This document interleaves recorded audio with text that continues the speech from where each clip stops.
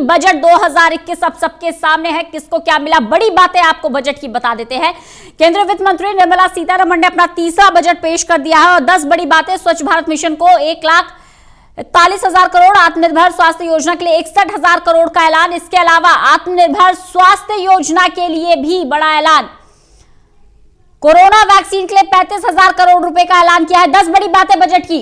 पर्यटन वाले रूट को आधुनिक कोच देने का ऐलान किया गया है। रेलवे को भी सौगात, अगले 3 साल के लिए और कई योजनाएं चलेंगी। बजट में स्वास्थ्य के लिए 2,38,000 करोड़। बड़ी बात है आपको बता, रेलवे के लिए 64,000 करोड़ से ज्यादा का ऐलान। LIC का आएगा नया IPO। बड़ी बातें, 10 बड़ी बातें क्या है एक बार फिर से जान लीजिए। स्वच्छ भारत मिशन को 1,41 लाख करोड़, आत्मनिर्भर भारत योजना के लिए 61,000 करोड़ का ऐलान किया गया है। इसके अलावा स्वास्थ्य के लिए 2.38 लाख करोड़ का ऐलान किया गया है। वहीं कोरोना वैक्सीन के लिए 35,000 करोड़ रुपए का ऐलान किया गया है। पर्यटन वाले रूट को आधुनिक कोच देने का ऐलान किया गया है। अगले 3 साल में हाईवे पर 34,000 करोड़ रुपए खर्च होंगे। जल जीवन मिशन के लिए 2.87 लाख करोड़ रुपए खर्च करने का ऐलान किया गया है। बजट में स्वास्थ्य के लिए 2.38 लाख करोड़ रुपए खर्च करने का ऐलान किया गया है। रेलवे पर 64.18 करोड़ रुपए का ऐलान। तो बड़ी बातें आपको बजट की बता रहे हैं। हमारे साथ खास मेहमान जुड़े हुए हैं। RK गुप्ता साहब हमारे साथ जुड़े हुए हैं। अर्थशास्त्री हैं मनीष अग्रवाल जी भी हमारे साथ जुड़े हुए हैं, CA हैं। सबसे पहले मनीष अग्रवाल जी के पास जाऊंगी। मनीष जी, बजट की बड़ी बातें हम आपको बता रहे हैं। सबसे पहले एकदम मोटा मोटा समझना चाहूंगी आपसे कि जो आम बजट जिस आम आदमी के लिए कहा जाता है, जिस मिडिल क्लास के लिए इसे आम बजट कहा जाता है, उस मिडिल क्लास को क्या मिला है? देखिए, मिडिल क्लास को ये मिला है कि उसे कोई और टैक्स नहीं देना पड़ा है, क्योंकि हालात बहुत ख़राब हैं। सरकार के पास 30 लाख करोड़ के बजट था लास्ट ईयर में, जिसका उन्होंने 34 लाख करोड़ रुपए खर्च किया है। 4 लाख करोड़ का जो खर्च हुआ है वो सरकार ने टैक्स पेयर से नहीं लिया है। यही एक फेवर है हमारे लिए, नहीं तो वो 4 लाख करोड़ के लिए और कोई फर्दर टैक्स लगाया जा सकता था। GST इंक्रीज भी हो सकता था, इनकम टैक्स इंक्रीज भी हो सकता था। लेकिन वो सरकार ने जो खर्चा एक्स्ट्रा हुआ है 4 लाख करोड़ का, वो उधारी से पूरा किया है। और ये एक बहुत अच्छा फेवर है कि उन्होंने किसी टैक्स के ऊपर किसी तरीके का टैक्स स्लैब नहीं बढ़ाया, कोई सरचार्ज नहीं बढ़ा, कोई स्पेशल सेस नहीं लगा। कोविड-19 सेस भी आ सकता था, वो भी नहीं आया। ये ही एक बहुत अच्छी चीज़ है। हमें इन हालातों में कोई भी टैक्स रिलीफ का एक्सपेक्टेशन नहीं करना चाहिए। जो टैक्स रिलीफ सरकार ने देनी थी वो लास्ट ईयर में कॉर्पोरेट्स के अंदर दे दी गई है। ऑलरेडी उन्होंने 30% स्लैब को हटा के 22% पर ले आए हैं।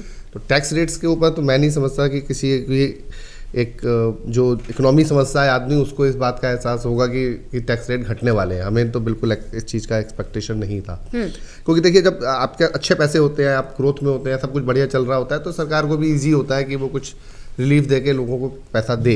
बट इन हालातों में तो कोई आदमी पैसा दे नहीं सकता। आप समझ सकते हैं कि कितना पैसा एकदम हेल्थ के लिए कितना पैसा इंक्रीज करा गया। 64,000 करोड़ से 2,40,000 करोड़ रुपए खर्च अब हेल्थ के ऊपर हो रहा है। तो वो 1.5 लाख, 2 लाख करोड़ का जो खर्चा बढ़ा है हेल्थ के ऊपर, एकदम इंक्रीज हुआ है, वो कैसे कहाँ से आएगा फिर? तो मैं तो नहीं समझता कि ये कोई मतलब इसके अंदर एक्सपेक्टेशन थी या जो पूरी नहीं हुई। सोमेश अरोड़ा जी भी हमारे साथ जुड़े हैं, CA हैं। सोमेश जी, आपसे चर्चा हो रही थी और सिलसिलेवार तरीके से जब हमने एक एक बिंदु पर बात की, आपने एक बहुत महत्वपूर्ण बात कही थी कि ये वक्त जो है ये नेशन को देने का वक्त है, ये देश को देने का वक्त है। एक्सपेक्ट नहीं करना है, उम्मीद नहीं करनी है, उम्मीद बंधानी है केंद्र सरकार को, वित्त मंत्री निर्मला सीतारमण को, कि देश एक साथ है। जो बजट आया है, क्या लगता है आम आदमी कितना कंट्रीब्यूट करेगा इस बजट के बाद से? आम आदमी कहां स्टैंड कर रहा है? देखिए, ऐसा है कि अभी तो आम आदमी को कोई ज़्यादा वो नहीं कंट्रीब्यूट करने की ज़रूरत, क्योंकि टैक्सेस बढ़े नहीं है, कोई थोड़ा बहुत रेशनाइज किया है। मगर येस, इन्फ्लेशनरी प्रेशर बिल्ड होंगे, क्योंकि डेफिसिट फाइनेंसिंग की जा रही है रिजॉर्ट 9.5% तक। लोगों में ये था कि सरकार शायद नोट नहीं छाप रही, नोट छापने से गुरेज कर रही है, मगर ऐसा कुछ नहीं है। उन्होंने किया, बोरिंग भी की है, और अभी भी उन्होंने बोला है कि 80,000 करोड़ अभी और बोरिंग की ज़रूरत है।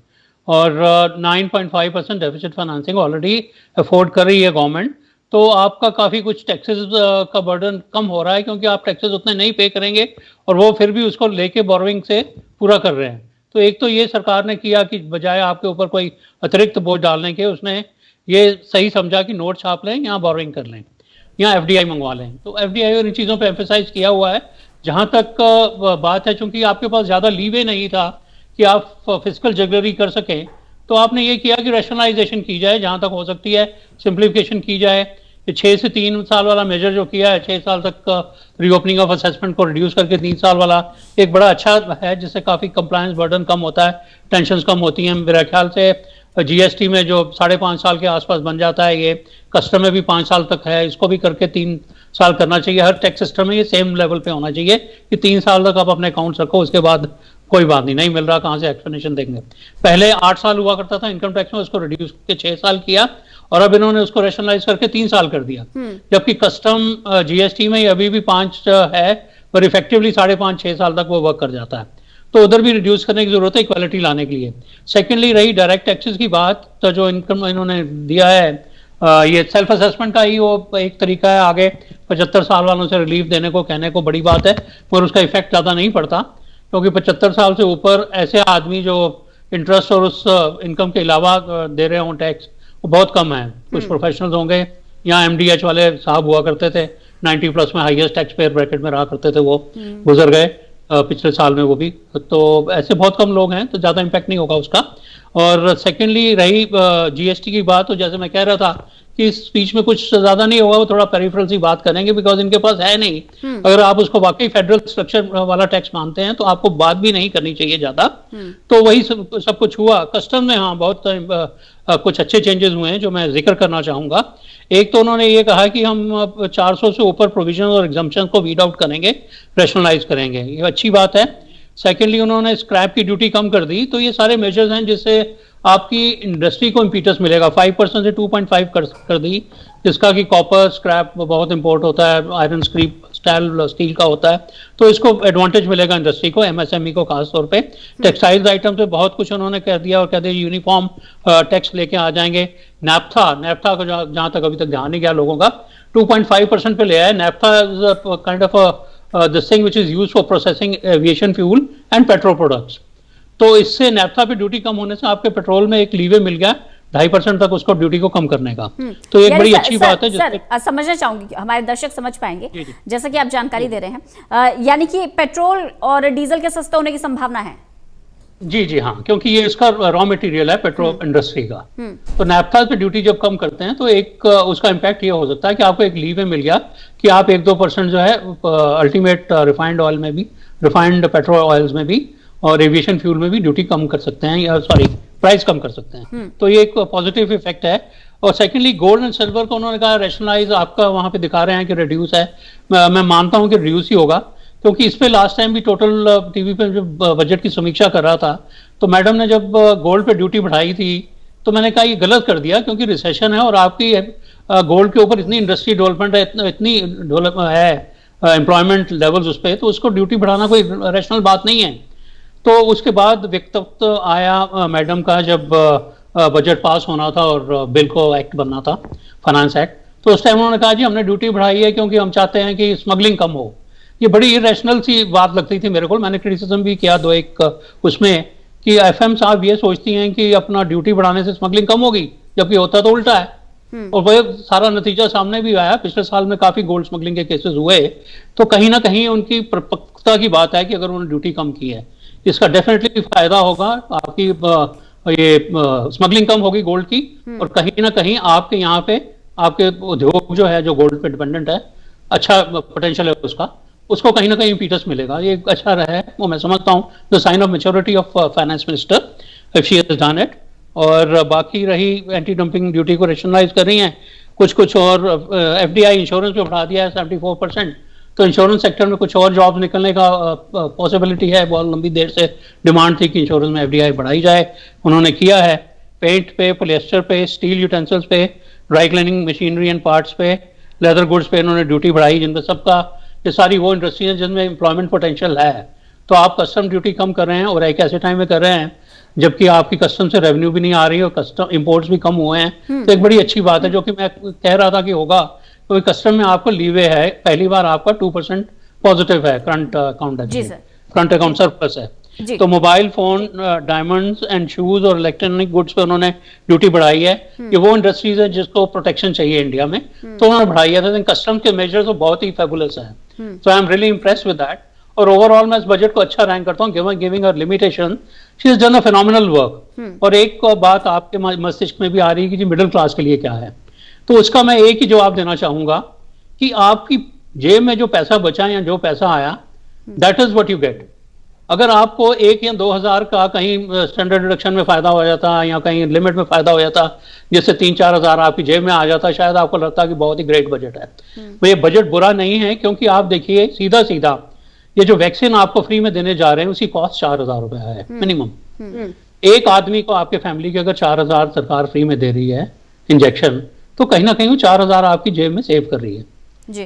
तो आपकी फैमिली में जितने भी बंदे हैं, बच्चे से लेके बूढ़े तक, उनको अगर 4-4 हज़ार के इंजेक्शन फ्री दे रहे हैं तो that is your saving, you should be satisfied. जरूरी नहीं है नकद हाथ जो है वही सरकार आपको देती है, सरकार के तरीके बहुत हैं। एक सब्सिडाइज मेडिकल बेनिफिट आपको दे रही है, आप रहिए सेहतमंद रहिए, यही अपना सरकार का वो है, और हंसते खेलते रहिए, बहुत मौके मिलेंगे कमाने के भी और खर्चने के भी और सरकार को टैक्स देने के भी। Overall I rank this is a good budget given her limitation. Ji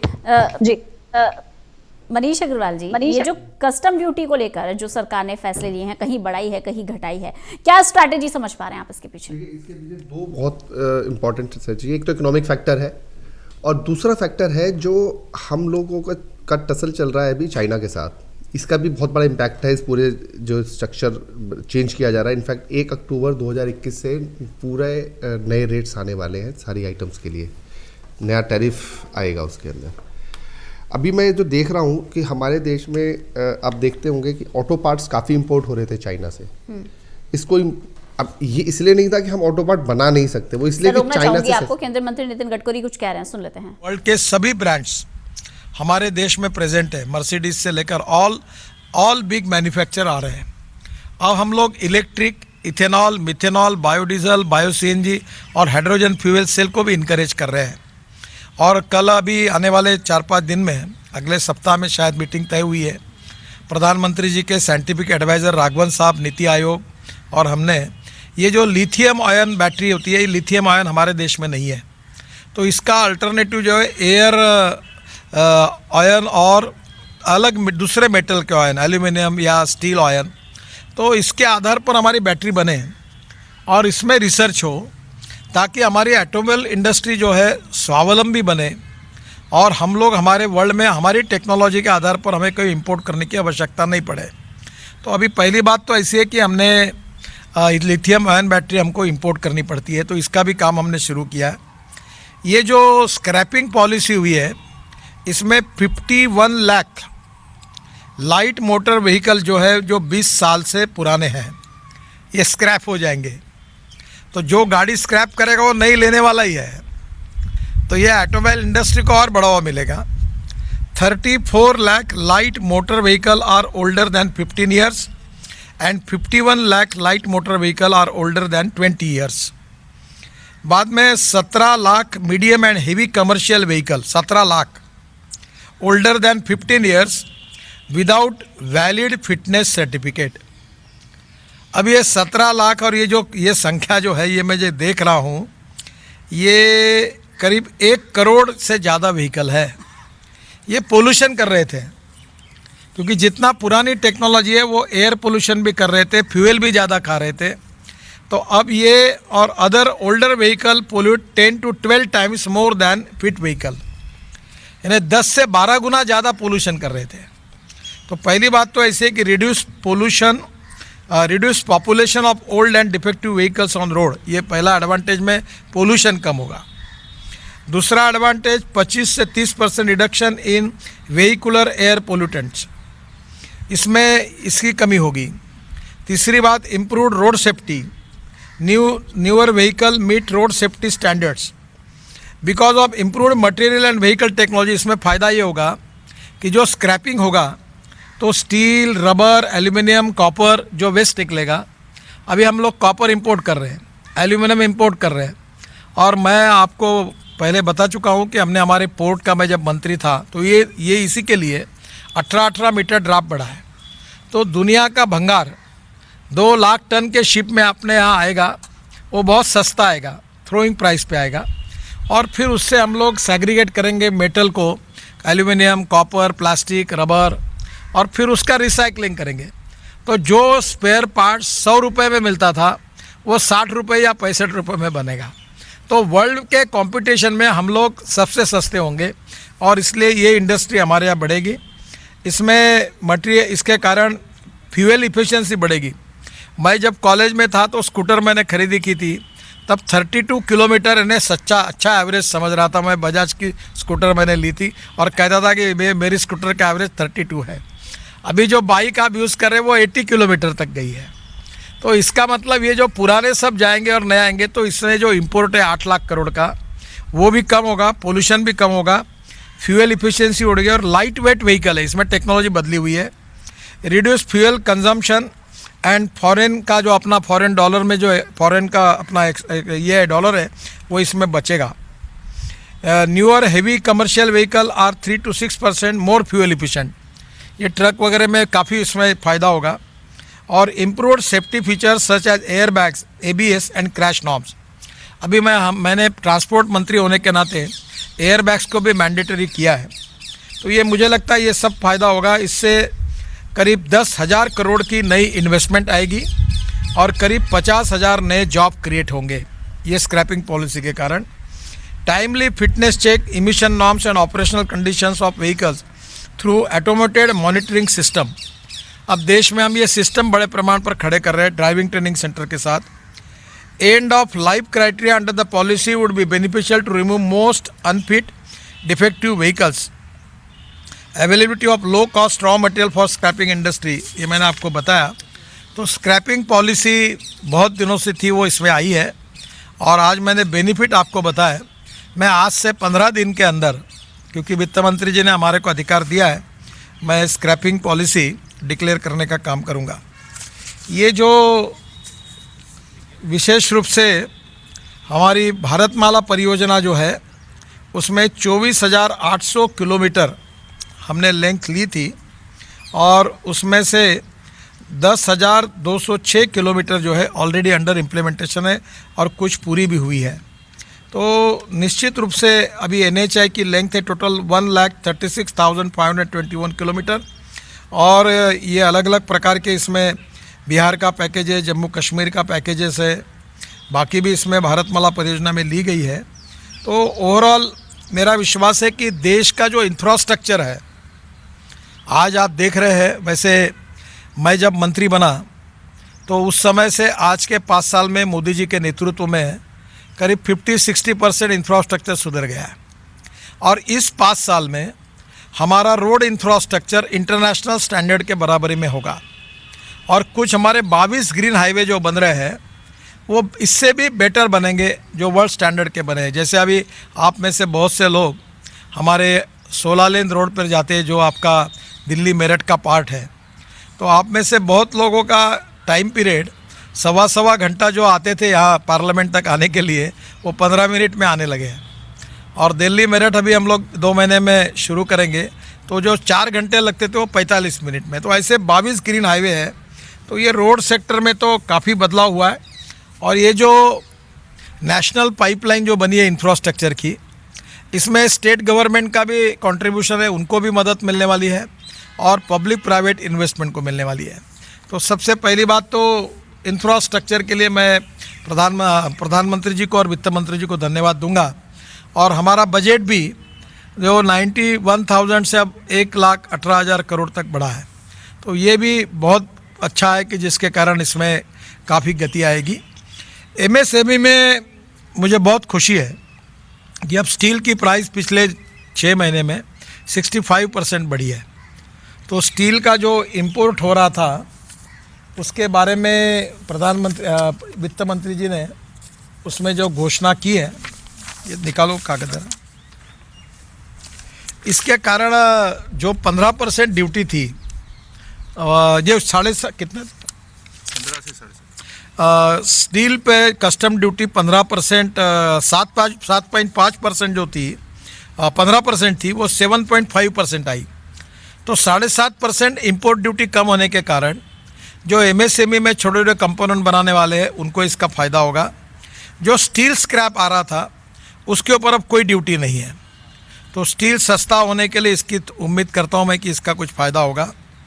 ADD and CVD on certain steel products, ये भी no ADD and CVD on certain steel product. Copper scrap पे ड्यूटी जो थी वो 2.5% duty from 5% से 2.5% आई, तो वो भी MSME को फ़ायदा होगा. Reduce duty on naphtha chemicals and raising duty on solar imports, ये भी बहुत इंपॉर्टेंट है कि ये पूरे पैनल्स हमारे यहाँ बने, सब प्रकार के इक्विपमेंट जो आपका उसका जो चार्जर्स बनता है, इन्वेंटर बनता है, ये सब अब इंडिया में बने, इसके लिए इसकी ड्यूटी बढ़ाई गई है. Capital goods to be higher duties auto parts, इससे बाहर से जो ऑटो पार्ट्स आए थे वो बंद होंगे और हमारे देश में तैयार होंगे और एक्सपोर्ट हमारे देश का बढ़ेगा. इसका बहुत ही इलेक्ट्रीफाइंग इफेक्ट हमारे रोजगार पर भी होगा. MSME products 10 to 15% duties, steel cruise, leather, ये लेदर जो है हमारे ऊपर जो इंपोर्ट हो रहा था, भाई leather not allowed imports, and gem stones, artificial cotton, higher duties, ethyl alcohol. तो ये एक प्रकार से MSME के छोटे उद्योगों को इससे काफ़ी फ़ायदा होगा. MSME का भी बजट हमारा डबल किया गया है, जो 7,500 करोड़ था वो 15,000 करोड़ हुआ है. तो मुझे लगता है कि दोनों विभाग में अच्छा है. और एग्रीकल्चर में सबसे अच्छी बात है कि जो प्राइमरी लेंडिंग है वो 16 लाख करोड़ तक पहुंचा है और 16 लाख करोड़ में किसानों को ये मिलेगा ही. उसके साथ साथ फिशरीज़ और डेयरी, उसको भी इसमें फ़ायदा होगा. ये तीनों प्रायोरिटी सेक्टर में आते हैं, तो 16 लाख करोड़ ये एग्रीकल्चर इकोनॉमी के लिए बहुत उपयोगी होगा. और जहाँ तक एग्रीकल्चर इंफ्रास्ट्रक्चर जो है, कोल्ड स्टोरेज और बाकी सब बातों के लिए, उसके लिए भी काफ़ी बड़े अमाउंट की प्रोविज़न वित्त मंत्री ने की है. तो मुझे लगता है, और जो MSP के बारे में बात कही जाती थी कि उसमें उन्होंने आंकड़े बताया आपको, मैं अंदाजन कहूँगा कि करीब 3.5 लाख करोड़ से ज़्यादा MSP के मार्जिन में कमर्शियल प्राइस यानी मार्केट प्राइस और इंटरनेशनल प्राइस दोनों कम हो गई और MSP ज़्यादा हो गई. और हमने स्वामीनाथन कमेटी का रिपोर्ट जो है वो स्वीकार करके हर साल हमारे मैकेनिज्म से हम लोग MSP बढ़ा रहे हैं. और इसलिए ये होते हुए भी सरकार ने करीब 3.5 लाख करोड़ से ज़्यादा रकम केवल गेहूँ, चावल, मक्का और दाल बिया इसके लिए सरकार ने दी है. और मुझे लगता है कि ये अपने आप में देश के स्वाधीनता के इतिहास के बाद किसानों के लिए इतना बड़ा प्रोटेक्शन अभी तक कहीं मिला नहीं था. स्वामीनाथन कमेटी का रिपोर्ट स्वीकार करो, यही बात सभी लोग कर रहे थे. उस रिपोर्ट में लिखा था कि MSP आपको हर साल जो है उसका हिसाब लगाना पड़ेगा और वो करनी पड़ेगी. उसके आधार पर हर साल बढ़ रही है और इंटरनेशनल प्राइस और मार्केट प्राइस से MSP जो है वो ज़्यादा है. ये इसके पहले कभी हुआ नहीं है. और इसलिए कॉटन में भी सरकार ने कितना पैसा किसानों को दिया है, गेहूं के लिए कितना दिया है, चावल के लिए कितना दिया है, कॉर्न के लिए कितना दिया है, और ये अमाउंट 3.5 लाख करोड़ रुपए से ज़्यादा है. ये पहली बार किसानों के लिए सरकार ने दी है. मैं वित्त मंत्री जी का इंफ्रास्ट्रक्चर और जो उन्होंने हमारे पिलर बताए थे इकोनॉमी के, जिसमें health and wellbeing, physical and financial capital and infrastructure, inclusive development, और जो सोशली, इकोनॉमिकली और एजुकेशनली बैकवर्ड है, 115 एस्पिरेंट डिस्ट्रिक्ट जो फॉरेस्ट, ट्राइबल और रूरल इंडिया है, उसके बारे में उन्होंने सबसे ज़्यादा एस्पिरेशनल इंडिया की प्रायोरिटी दी. और उसके साथ साथ ह्यूमन कैपिटल जो है उसको भी महत्व दिया है. तो मुझे लगता है कि ओवरऑल हेल्थ सेक्टर को भी काफ़ी इम्प्रूवमेंट होगी. अब सोशल सेक्टर में भी प्राइवेट इन्वेस्टमेंट आ रही है, मेडिकल कॉलेज बनने से लेकर छोटे छोटे लेबॉर्ट्रीज बनने तक. तो एक नया इनिशिएटिव है रिसर्च के लिए. ये बहुत इम्पॉर्टेंट है कि आज वर्ल्ड की किसी भी इकोनॉमी में रिसर्च के लिए बहुत इम्पोर्टेंस है. पहली बार रिसर्च के बारे में भी बहुत अच्छा इम्पोर्टेंस वित्त मंत्री ने दिया है. देश के इकोनॉमिक ग्रोथ को बढ़ाने वाला, नए रोजगार निर्माण करने वाला, और कोविड के कारण जो कुछ इफ़ेक्ट्स है MSME पर, इंडस्ट्रियल डेवलप पर, GDP ग्रोथ पर, वो सब इफेक्ट में निश्चित रूप से इस बजट से अच्छा परिणाम होगा. और GDP ग्रोथ और बढ़ेगी, एम्प्लॉयमेंट पोटेंशियल बढ़ेगा, पर कैपिटा इनकम बढ़ेगा. और पर कैपिटा इनकम केवल अर्बन एरिया में नहीं बढ़ेगा, जो मेजर्स उठाए गए उसका फ़ायदा रूरल, एग्रीकल्चर और ट्राइबल, ये जो एस्पिरेंट डिस्ट्रिक्ट्स है 115, वहाँ विकास का विचार हुआ, वो social equality and economic equality की बात जो हमारी आइडियोलॉजिकल कमिटमेंट है उसके तरफ ले जाने वाला विचार के आधार पर किया गया है। मैं वित्त मंत्री जी को और प्रधानमंत्री जी को बहुत बहुत धन्यवाद देता हूँ।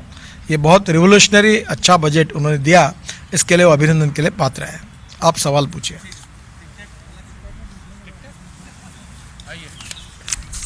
सर आइए। सर मेरा तो कैमरा ही छूट गया था, तो मैं कर लूं? हाँ आइए। सर इसके हिसाब से मैं कर लूं, मेरा लाइव